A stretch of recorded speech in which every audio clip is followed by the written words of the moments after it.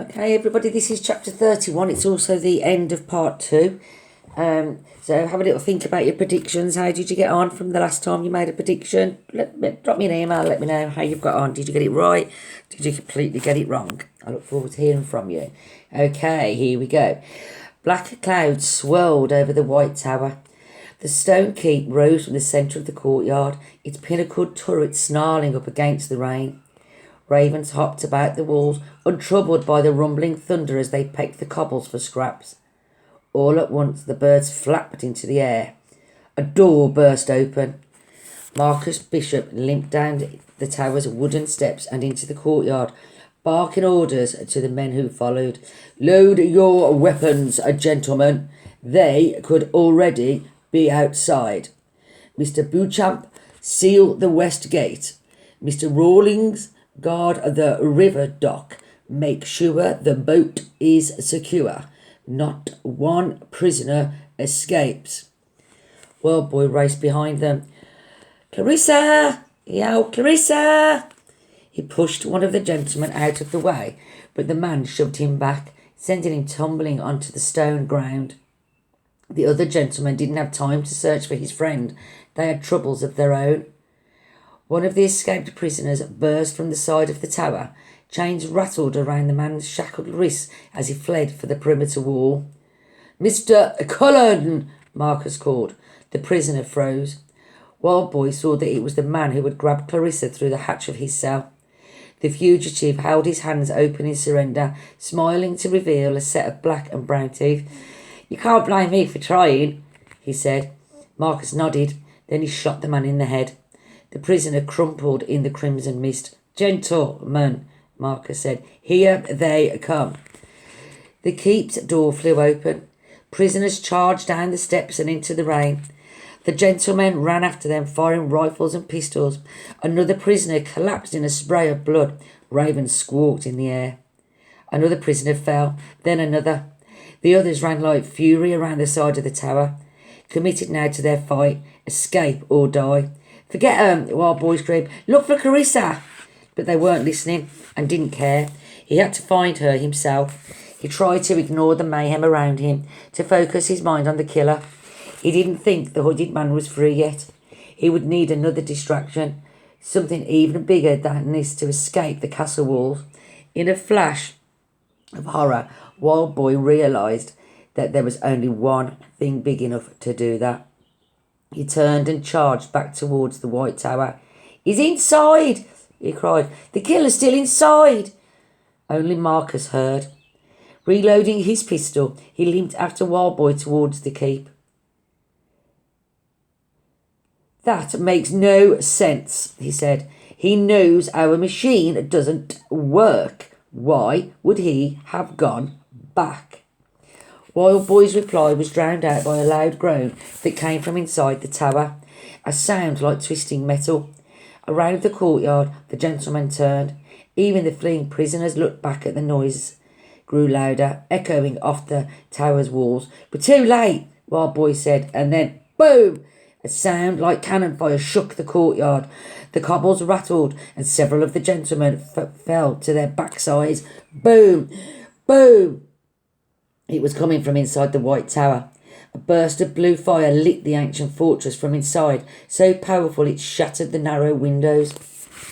Blocks of stone crumbled from the walls and crashed to the ground. Boom! Boom! Boom! Wildboy stumbled and fell as the impact sent a tremor along the ground. He rolled away as another huge stone smashed down yards from his head. "He's using the machine," he said. "Let him," Marcus replied. "It will kill him." "Nah, he's using it to escape." Now Marcus understood, because now it happened. An explosion of stone and steam and brilliant blue light. The side of the White Tower caved in as giant sections of machinery exploded through, flying in every direction.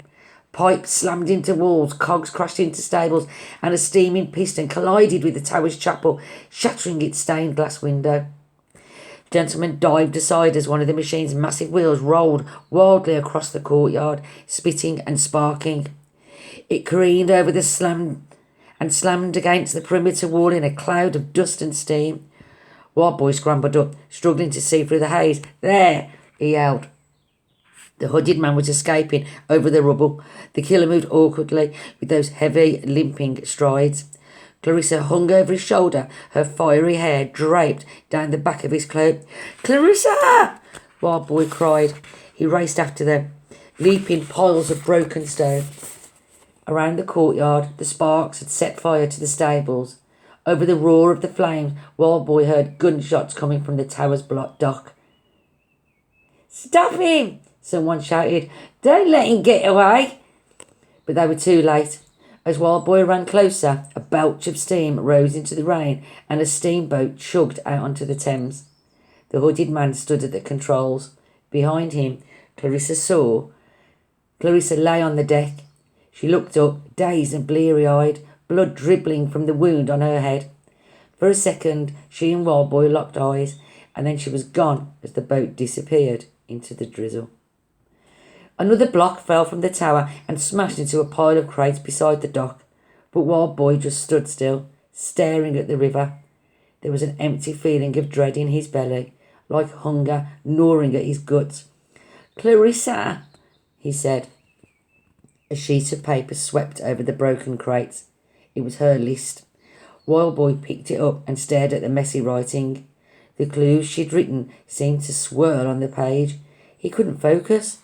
He couldn't think of anything but the look on her face when he'd hurt her. Marcus came up beside him, grimacing from the pain in his knee. He plucked the golden eyeball from its socket, dripped its liquid contents onto his coat sleeve, and inhaled deeply.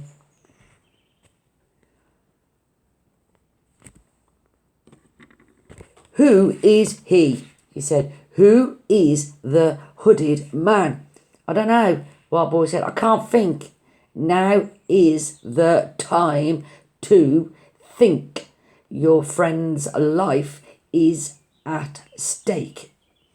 Wild Boy whirled at him, crumpling the page. "You think I don't know that?